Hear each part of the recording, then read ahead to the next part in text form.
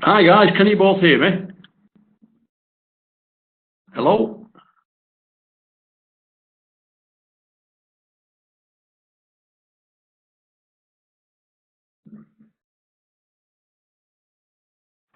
Maliha? Yeah.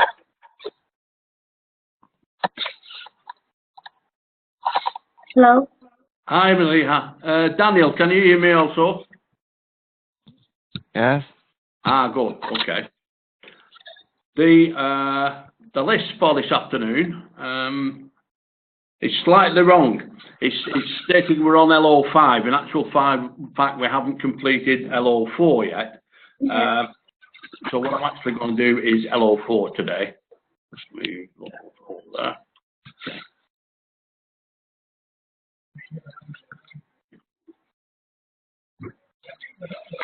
That's fine.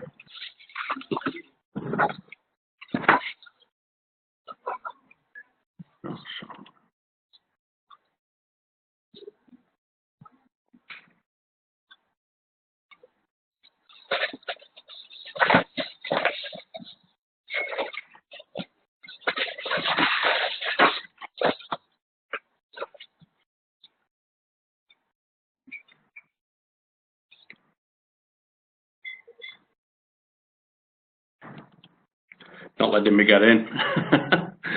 Too many things on the screen.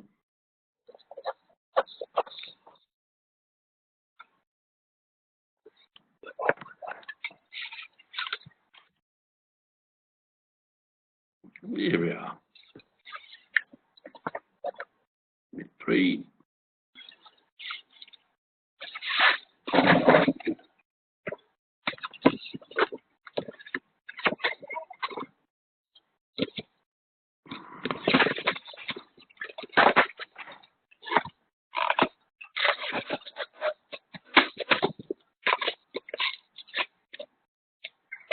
So, Unit 4, LO4, sorry, of Unit 3 is understanding common barriers to communication and how they can be basically avoided. Yeah. Communication barriers, how communication barriers caused by the receiver can be overcome. It also covers some of the legal requirements within there at that point as well. Yeah. Yep. Oops. Back from there.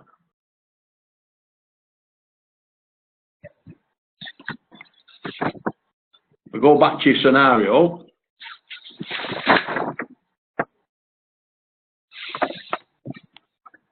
Task 2 of 3 is to issue a second newsletter which should focus on the forms of communication you should include. An article discussing the forms of communication. You should provide examples of different communication mediums for different situations within an organisation. An article on face-to-face communication, focusing on how to communicate effectively and discussing the role of both physical appearance and body language. An article focusing on written communications, differentiating between formal report, letters to clients, and informal emails, newsletters, with tips of how to make them even more effective. So your delivery and submission is a newsletter, either in printed or email version.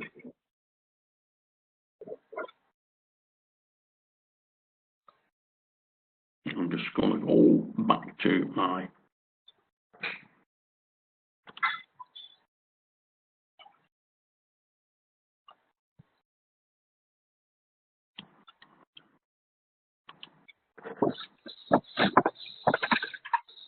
So this is looking at introduction to constraints in relation to the use of business information within organisations.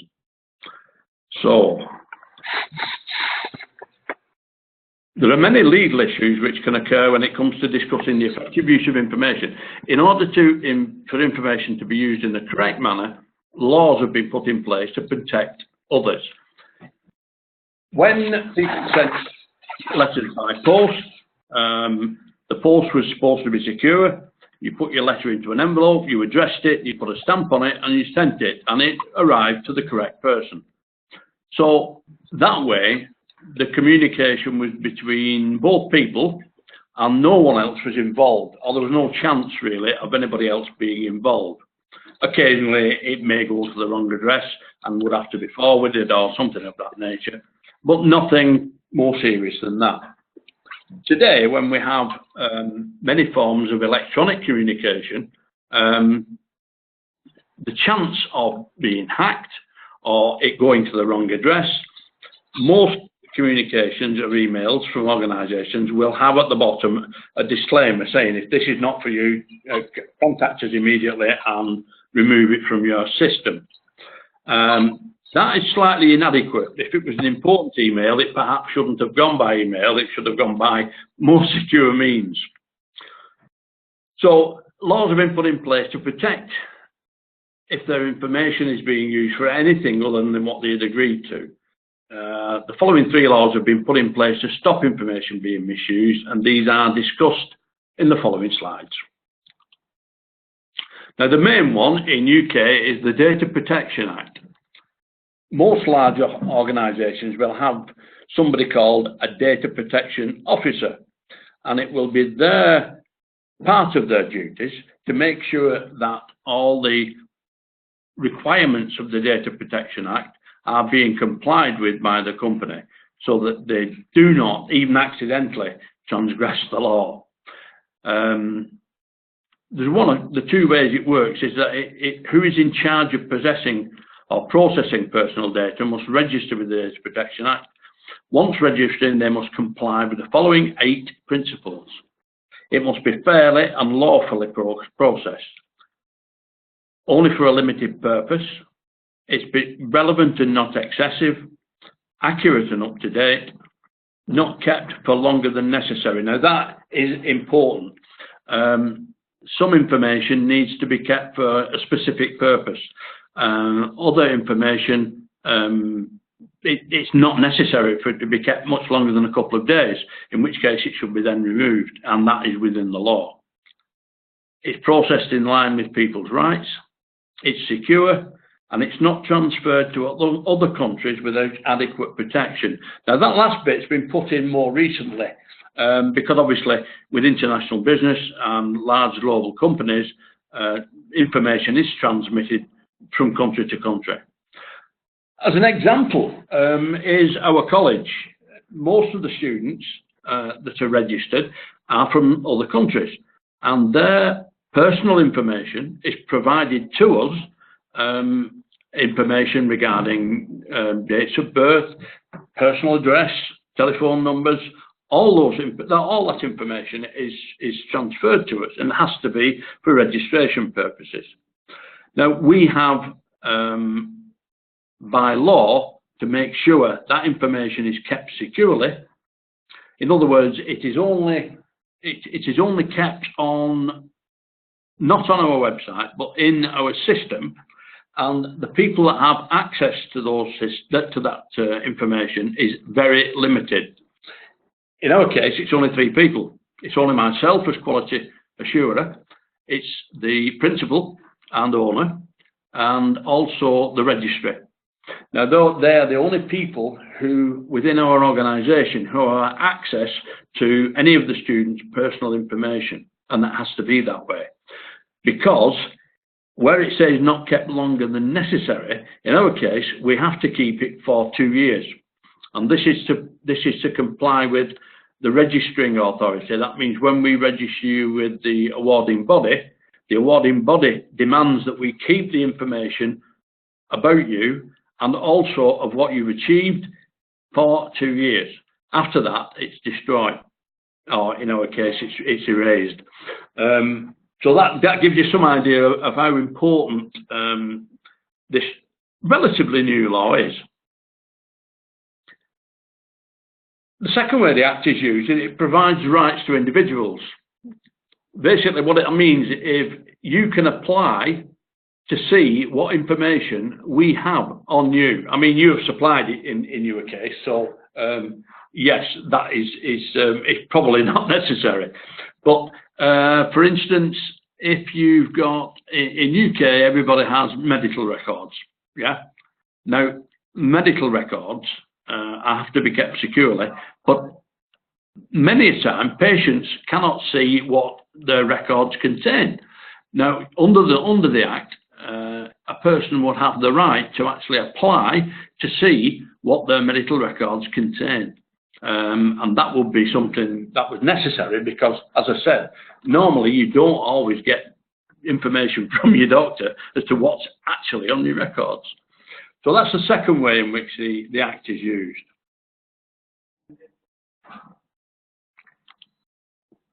Oh, lots of writing on this. Yeah, the Freedom of Information Act, basically telling you what that's about now. It's called the Freedom of Information Act. The Freedom of Information Act pays more attention to access of official information. And that's the one I've just mentioned, the NHS, colleges and schools. The Freedom of Information Act 2000 gives people who have been asked for the information 20 days to provide it. Information can be exempted if it does not comply with the Act. This is usually the case when, excuse me. This is usually the case when information may prejudice national security or damage any commercial interest. But again, if not, it must be supplied if it's been applied for within 20 days. We have an Information Commissioner's Office, and this is a government set-up organisation. Basically, its mission is to uphold the information rights. It's in the public interest. It promotes openness by public bodies and data privacy for individuals. Do either of you have any type of laws in your countries with regard to data protection? Daniel?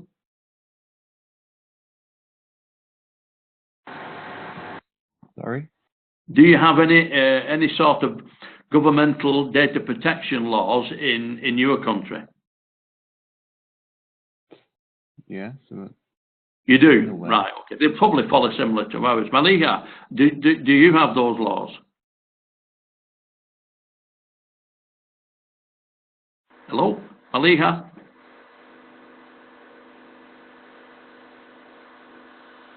Maliha?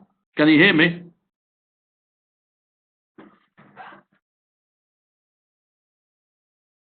Not closed anybody up, have I? No? You're open.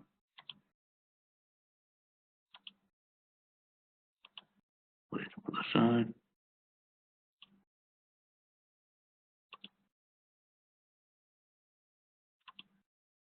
No, everybody's on.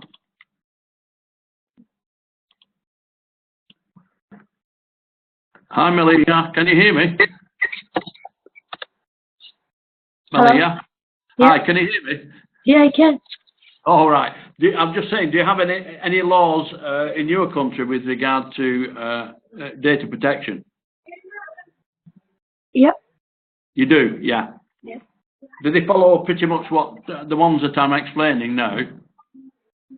Not exactly, but they could be compared on certain levels. Yeah, a lot of the governments are actually working on this, you know, across the globe really, because it has become security has become a serious issue.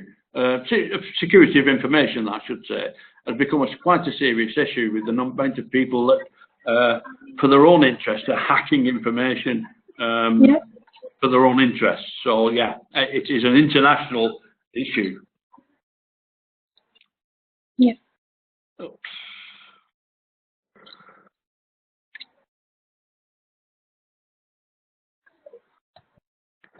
So the ICA's role is to enforce and to regulate.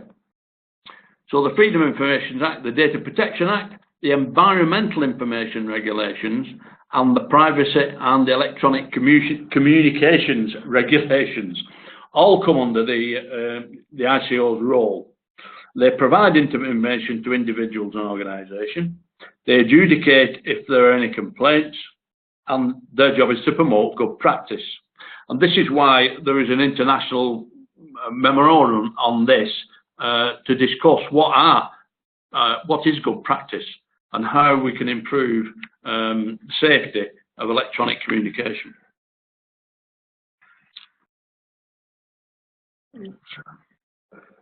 The Freedom of Information Act is really a general right of access to information held by public authorities. That's basically it. Again, this goes back to 1990, so it's quite an early act, this one. And this is unauthorised access. It's an offence to access a computer knowing that the access is not authorised. It's a summary offence of 6 months in jail or £5,000 fine. Unauthorised access with intent. Again, you could get 5 years in jail and an absolute unlimited fine. And then unauthorised modification. That again is 5 years and an unlimited fine. So that's the seriousness of which it's looked at. Because this is really, both sections 1, 2 and 3 are hacking problems where hackers have got into an authorised access. They've got in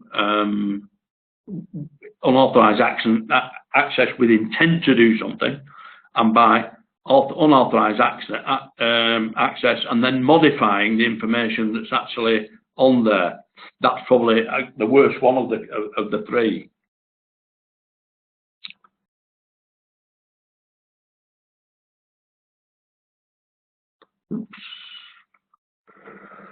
So the implications of computer misuse is data stored on computers is not protected by the laws of property. Something now it's called intellectual property, which is slightly different, and that is being brought within the standing laws on property. But as yet, it's outstanding, so the Computer Misuse Act was brought in to cover the difference. It must be protected under the CMA. It means you must define what authorised access is, acceptable use policy statements on internal computers and on websites. So it covers everything. So the other laws, a resume of the other laws, makes it an offence in the Data Protection Act to make for a hacker to process personal data, for example, credit cards. Principle 7 said that you yourself must enact adequate technical and organisational mechanisms to protect it.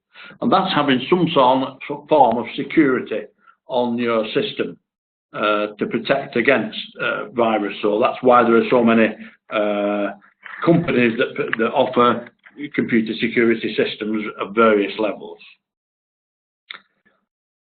It's also part of the Protection of Children Act 1978, so it's an offence to publish any indecent photographs of children. And by indecent, it doesn't actually clarify what that is, but basically any photographs. And it's part of the Criminal Justice Act as an offence to knowingly process them or pass them on. Yeah.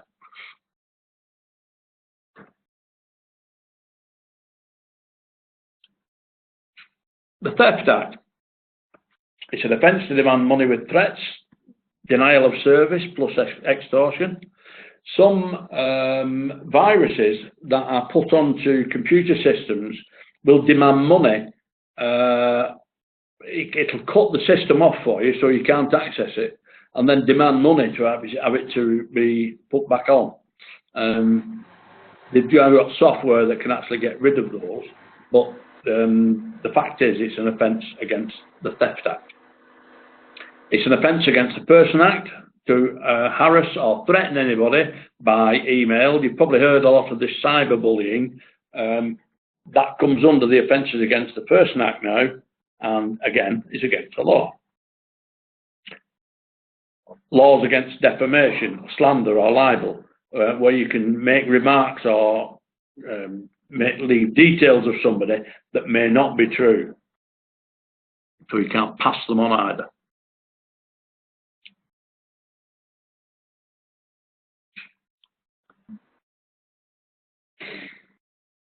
This is just actually a resume of what we've said. It's unauthorised access to any computer, unauthorised access with intent to commit a crime, and unauthorised modification of computer content, which includes impairing a computer physically and the programs of the computer itself. That also means modifying the data on a computer.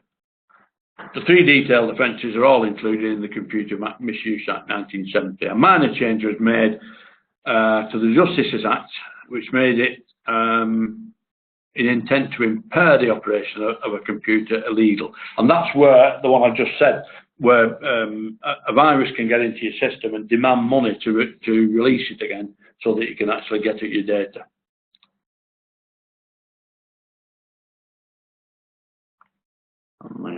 Oops. From legal frameworks, we now get into codes of practice. A code of practice is an agreed method of doing something by an organisation or a group of organisations. So most organisations will have something called a code of practice. It gives a clear outline of people within the organisation, what the computer systems are to be used for, and to what extent. The code and practice supports the use of a computer facility. It's due to depending on what type of clearance you have, as to who will be able to access the certain amounts of information. This is actually covering the bit I told you about before, where we, where's that gone there? Asking me to do that again. Can you hear me, Daniel? Daniel? Hello? Hi, Daniel. Yeah. Can you still hear me okay? Yeah, yes. I got a message saying that you couldn't. Okay. Right. So the code of practice will outline what support and to what extent the facility can be used for personal use, and it's defined which people can access which information. That's, as I said before, covers our situation where only 3 people can access student information. Everybody else is barred from that. We do that by having a system whereby certain access is granted only to certain people.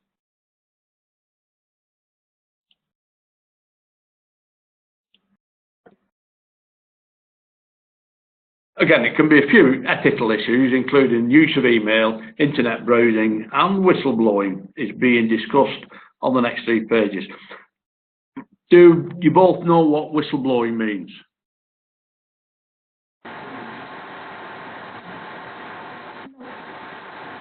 Maliha? Do you understand whistleblowing?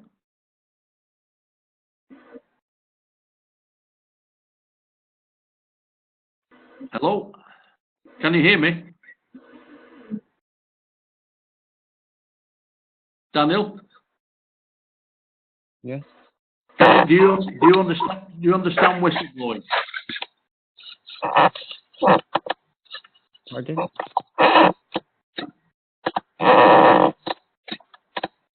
Is that Maliha? Hello? Hi, do you understand whistleblowing? Yeah, it's kind of related to employees' conduct.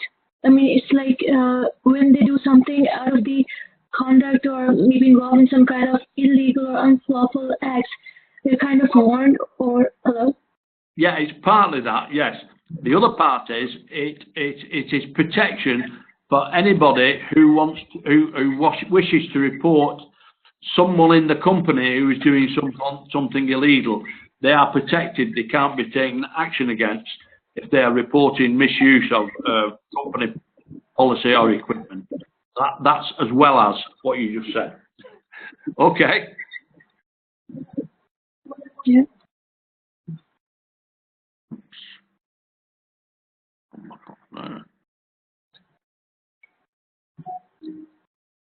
Yeah, use of email. If you're within an organisation, some companies will have something called an intranet, which is like a little internet within their company. And that records if you're using the email for your own personal use rather than the company's. Some companies have quite strict rules on this, and if you browse the web or use email for personal reasons, then action can be taken against you by the company, and if it continued, you'd probably end up being sacked. But most of the organisations will have some sort of system that is monitored. So anybody who seems to be not complying with the code of practice will be dealt with by the organisation. So that's how it works, really.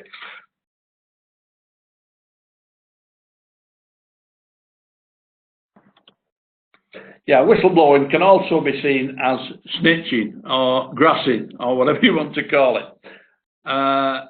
It means that a computer user within an organisation will bring the management's attention to any other user who are misusing computers.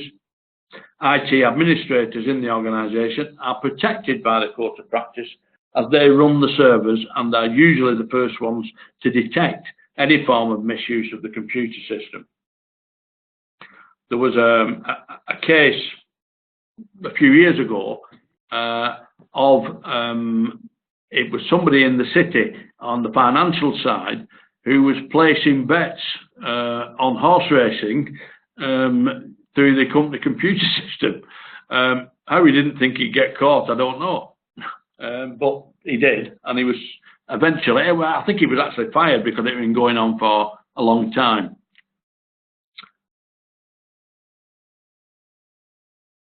Within any organisation, users who use facilities expect the information to be secure. It means that it will be safe from unauthorised access, alteration, or, as we said before, anybody trying to modify it. The management is responsible for who is able to access information and who is not. And they must reside. Small organisations may allow their users to look at the information, but have a specified list as who is able to update or manage the system, manage the information on the system. However, much more complex organisations have much more complex rules and regulations. For example, management may need a certain log which has to be filled in every time a piece of information has been altered or updated.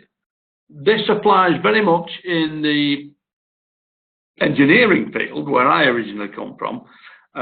When something is being manufactured, generally large scale, in the construction industry or in the engineering industry, drawings are produced as to what the tradesmen need to make.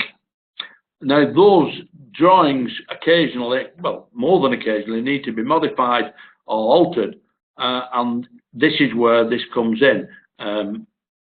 They have to have a certain log of what information has been changed, when it was changed, and why it was changed. So they would have to put that information in. And it's making sure the communication methods are reliable.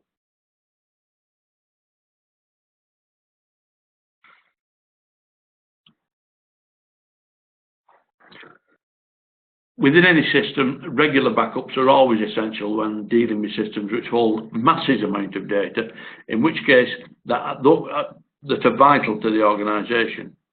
It's always good to have backups in case of system failure due to an electronic or a physical fault.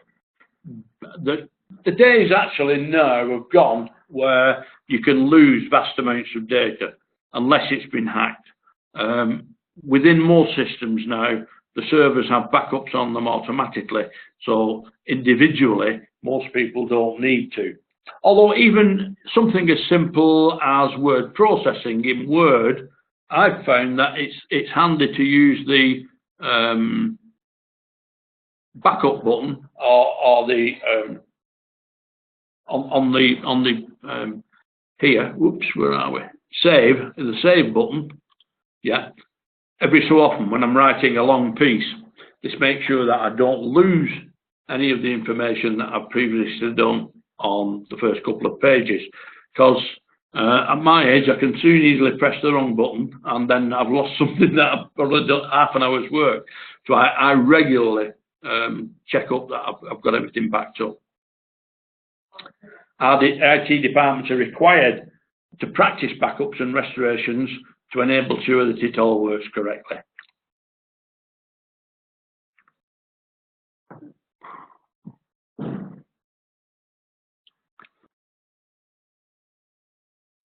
Health and Safety at Work Act, 1974. Employees must provide safe premises and equipment. They must ensure that workers' health is not affected by their work. And the key costs and benefits of health and safety at work business are: it adds to the cost of a business if people need to train or retrain staff. Money spent on maintaining standards set out. However, it may reduce the cost in the long term because of a reduction in staff absences. Good health and safety record is a good way of encouraging the recruitment of good workers. One of the reasons that was put in, there is an act with regard to the use of computer screen equipment. And it states that someone that is persistently behind a computer, whatever they're doing, if they're word processing, whatever they're doing on the computer, they need to take 10 minutes away from the screen every hour. Because sitting in one position and actually your eyes on the screen all that time can have a detrimental effect on a worker's health. And therefore, these rules were brought in to combat that, to make sure that people didn't get sick or ill, as has happened in the past in many industries. I myself worked as a mechanical engineer for many years, and I worked in power stations where noise was really bad. Everywhere you go these days, ear protectors are provided. But unfortunately, before those laws came in, I'd been working something like 15 years, and consequently, my hearing is very much substandard. I'm okay speaking face to face or on here where I can hear just one-to-one, but if I'm in a noisy room, I can't hear what's being heard. So yeah, it's important that people do not become ill through doing their job.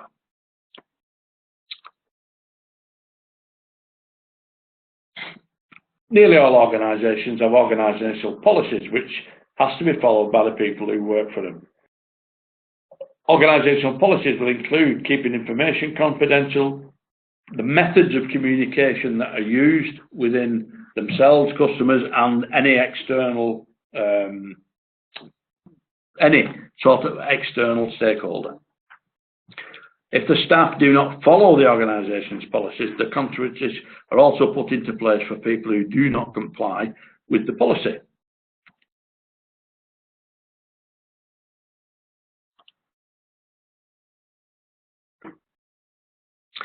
If you increase the sophistication of any communication system, it is most likely to have a great effect on the employees.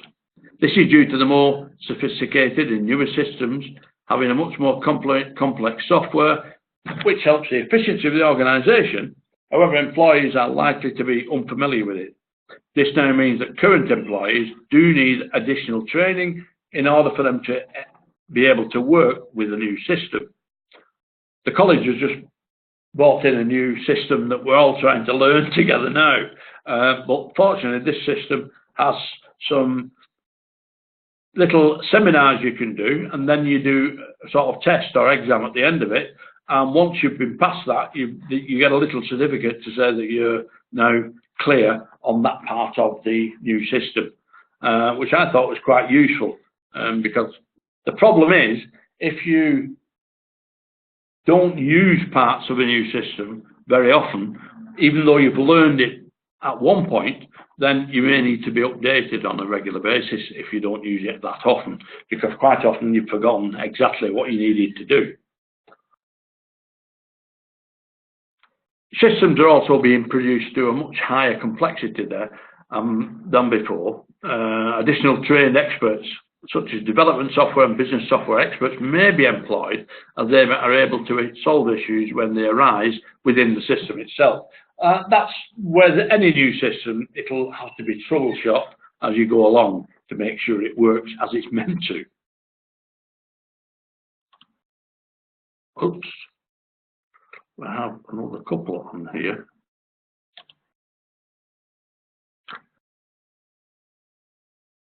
There is a body or governing organisation which is tasked with developing the laws and legislation that came in relation to employer-employee relations and the rights of employees and employees in the workplace. Most of those cover a wide range of things, from pay to holidays to time off in lieu, a whole range of things. People who work from home, part-time workers. There are a whole range of things being looked at the moment that are in place. One of the ones were 0 hours policies, where they don't actually guarantee you any hours. You just take what you can get when you can get, and that process it looks like it's going to be outlawed. Yeah.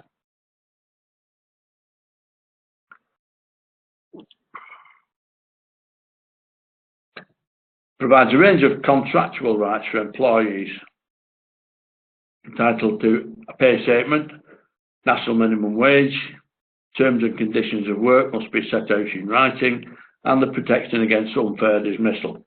Those are the 5 major things that are in any sort of contract of employment.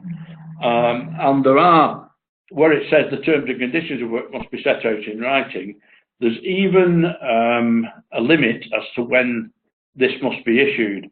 And in UK, if you start a new job, you must be issued with your contract within 2 months of starting the new job. So these are all things that need to be, how can I say, complied with, yeah, and a part of the communication system within any organisation. Me put that down a minute.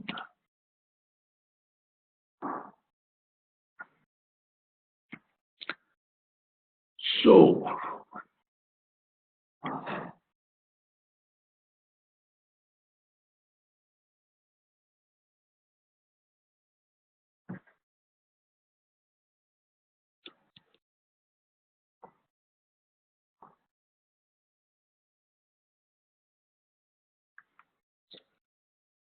that is the first part of task 3, which are the tone of the newsletters may be light, but you're also asked to create a memo with a formal policy regarding to the use of IT. So the memo should contain both policy and some tips about data security. The internal memo should be constructed as follows: a short introduction, the policy itself. It should contain an introduction to discussing the components of computers and the uses of computers for communications, including email, chat, video, conference, or voice over IP. The requirements regarding data protection and confidentiality. The tips that complement the policy should include threats such as data theft, virus and hacking, and how to prevent them. So the delivery to the system is 1 memo. Okay, now what I wanted to do this afternoon was go back to, where's it gone? The management system. Go back from there. Oops.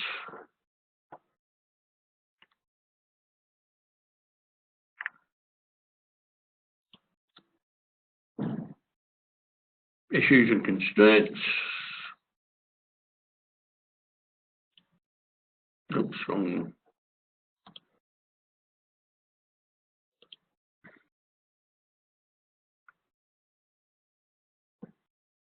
Wrong one. Gone back. Just a second.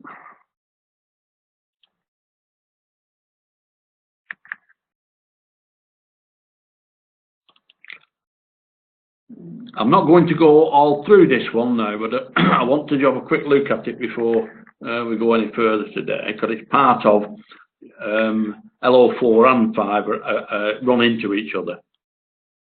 And there's some of 2.1 in there as well.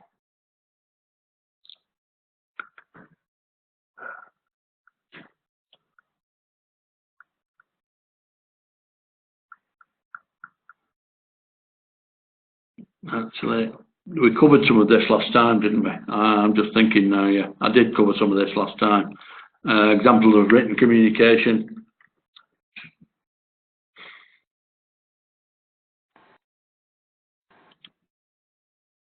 Visual communication. Just recapping it quickly for you now. written communications, body language, verbal communication, and the different methods.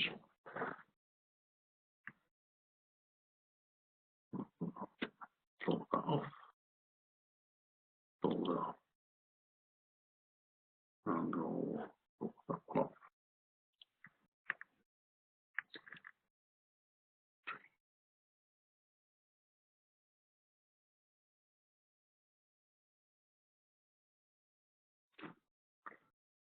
So, have either of you made a start on task 1 yet?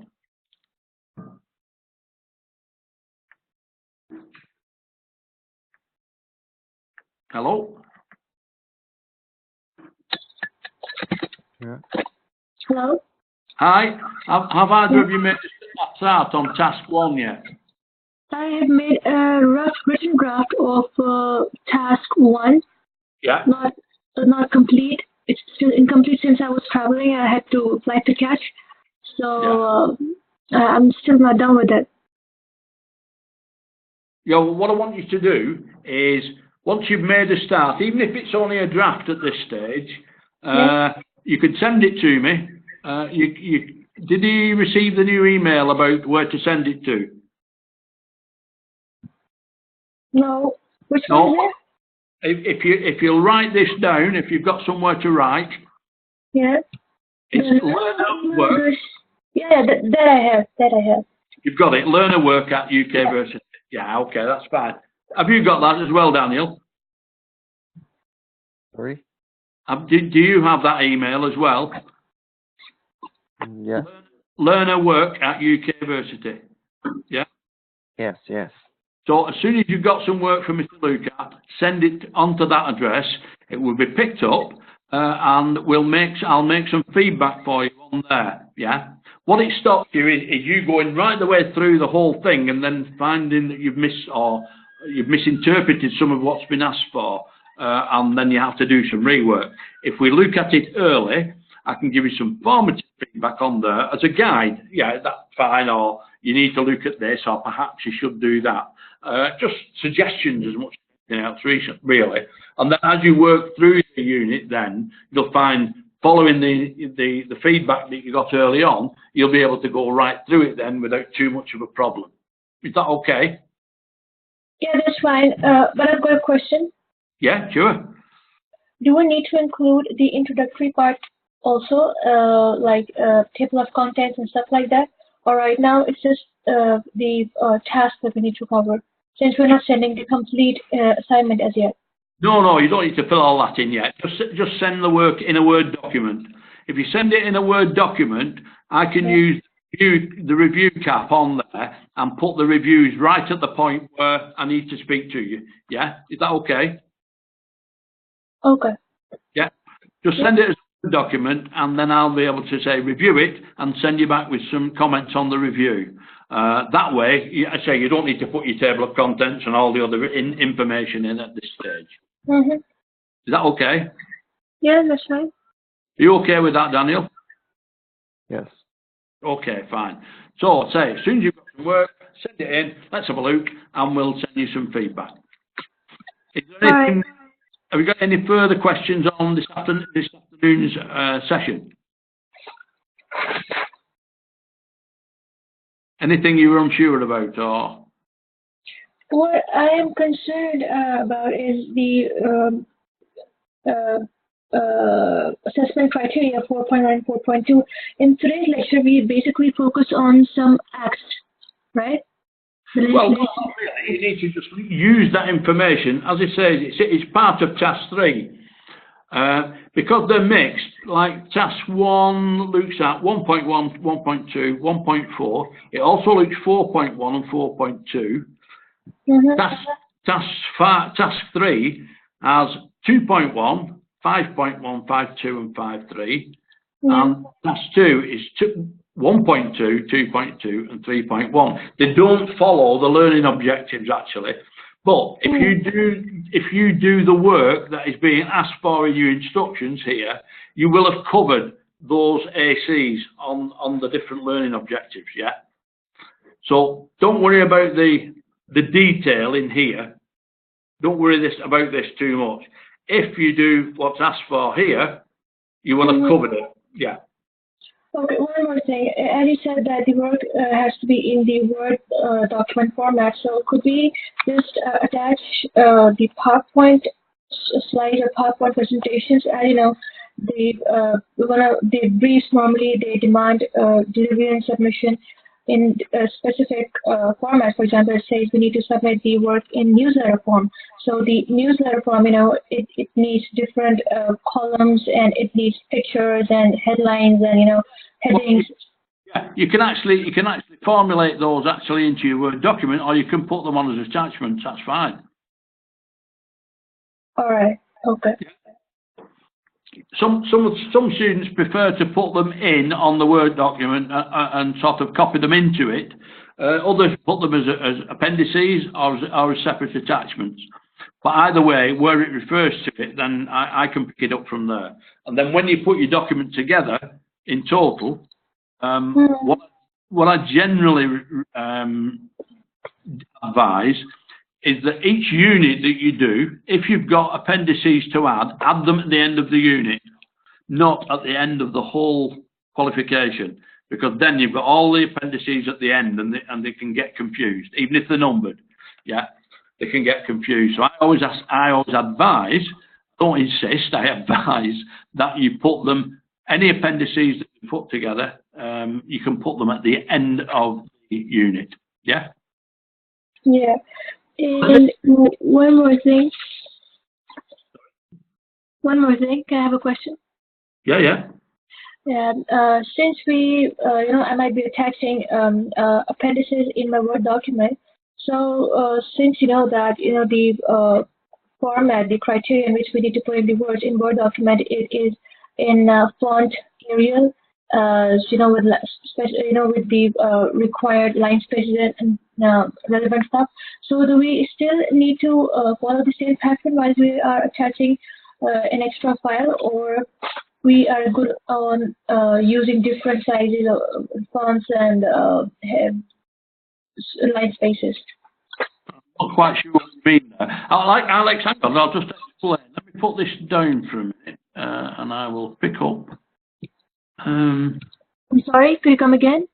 I'm just going to let you have a look at something. I'm just trying to see if I can find one.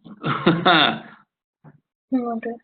I've got one on here somewhere that will explain how it works. I'm afraid. Issues.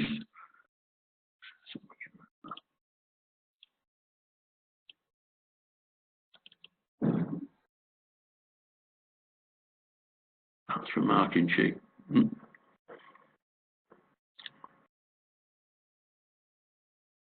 That's not what I wanted either. Oops.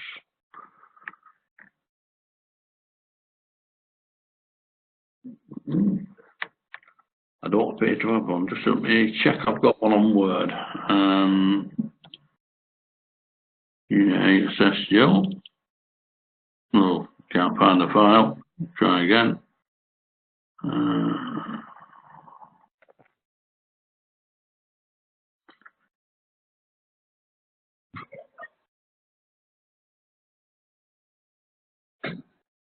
No, it's not letting me open them from my laptop. I've got them on the other computer, and it's not letting me open them without the. I've not got my flash drive in that will pick it up. Yeah, okay. Back up to that.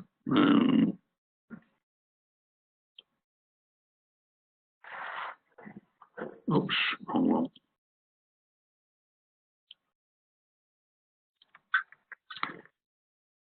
So, if that's okay now, have you got any further questions? No, but I prefer if you just send me a sample or some kind of specimen paper so that I could actually work according to the criteria. Because it's my first time that I'm doing level 4. I mean, I haven't done level 3, so it's like going to be my first or second assignment as per now. Well, no, don't worry about that. I've not actually, well, I might have. What I'll do, I'll have a look, see if I've got some examples that I can send to you. It's actually, I'm not sure it's a level 3 or a level 4. But basically, on here, oops. It isn't on this.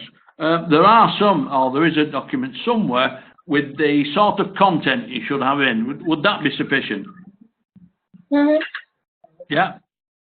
It'll give you a guide as to what sort of content you should have in. Yeah. Where can I find that? I'll send that to you. Okay. Okay. I'll do that. So, if there's any further questions, I will close this afternoon's session and I will see you next time. Is that okay? Oh, yeah. Before I go, in the meantime, if you have any further questions, just email. You can email me direct on the phil@ukversity.co.uk. Got it. Yeah, if you email me direct on that, I'll be able to answer your questions straight off by email. Okay, that as well. I needed to mention that. Okay. Well, the thing is, put some work together and let me have a look, and then we can go from there. And in the meantime, I'll send you some examples of what should be in. Is that fine? Yeah, thank you. Okay. Are you okay with that, Daniel? Yeah. Okay, fine. We'll do that then. And I'll speak to you next time. Thank you for attending, and I will close the meeting now. Bye. Thank you. Bye-bye. Thank you.